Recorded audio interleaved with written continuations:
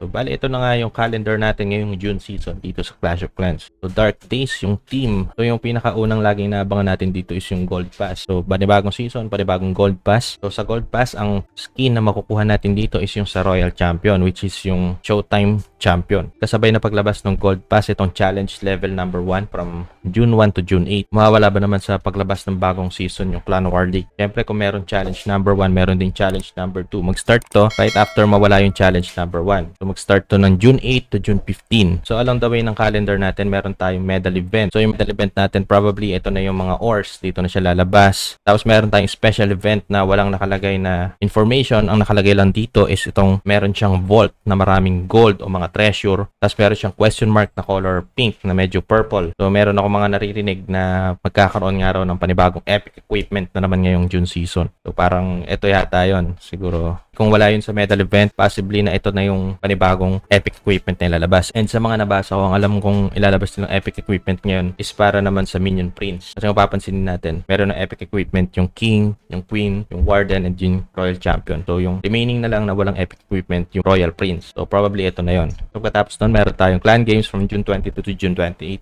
So, bari, ito yung calendar natin ngayon, June season 2025. So, yung team ng Clash of Clans ngayon is Dark Days. So, yung kulay ng mga hero, tsaka yung kulay ng scenery, black and white lang siya. So, parang back to the past. Hindi ako nagkakamali, parang itong tema na to, parang inspired siya sa mafia sa ibang bansa. So, kung alam nyo yung movie ni Tom Hardy na Legend, so parang ganun siya. Diba, nakikita ko yung dalawang kambal. So, parang nakikita ko dito sa Barbarian King at saka dito sa Grand Warden yung ano nila. Sa Queen naman is Queen Fatal. Ayan, may kita natin dito. Ito yung nasa preview eh. Yung Queen natin, baril na yung gamit niya. Hindi na bow, diba? So, yung Minion Prince naman natin, naging Minion Cap. May kasama siyang unggoy. Napakalupit niya, ano? So, nagawa na nila yung mga skin na meron silang, may mga kanya-kanya silang persona. So, ito yung Grand Godfather. Napaka-forma nito. Diba? Kaangas ng effects nitong Grand Warden sa skin niya dito sa Dark Days team, Grand Godfather.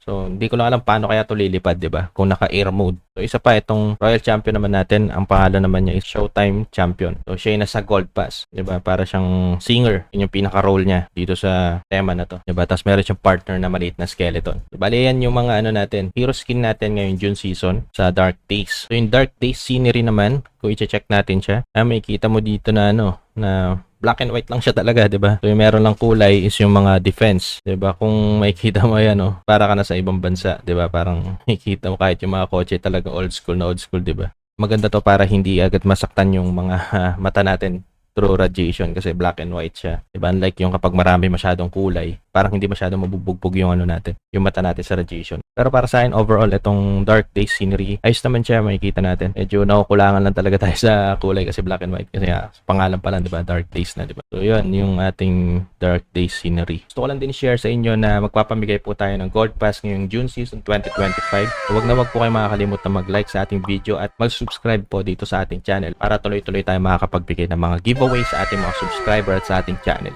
So, randomly, magbibigay ako ng link or magpo-post ako na nakalagay po doon yung link ng ating Gold Pass giveaway. So, stay tuned lang po sa ating channel. Magulat talaga kayo, po-post ko na lang dyan. So, una-unahan na lang po, di ba? So, hindi ko patatagalin yung pagbato ng link na yon para maklaim nyo na rin po yung Gold Pass giveaway natin ngayong June season. Probably mga around this week, ibabato ko na yung link na yon. Siguro may ipe-prepare lang mga video. So, stay tuned, di ba? Para mas exciting. So, kung hindi pa po kayo nakasubscribe sa ating channel, subscribe na po kayo. So, like and share nyo na rin po itong video na to. So, para tuloy-tuloy tayo makakapagbigay ng mga giveaway dito sa ating channel. So, yun lang. Bye-bye.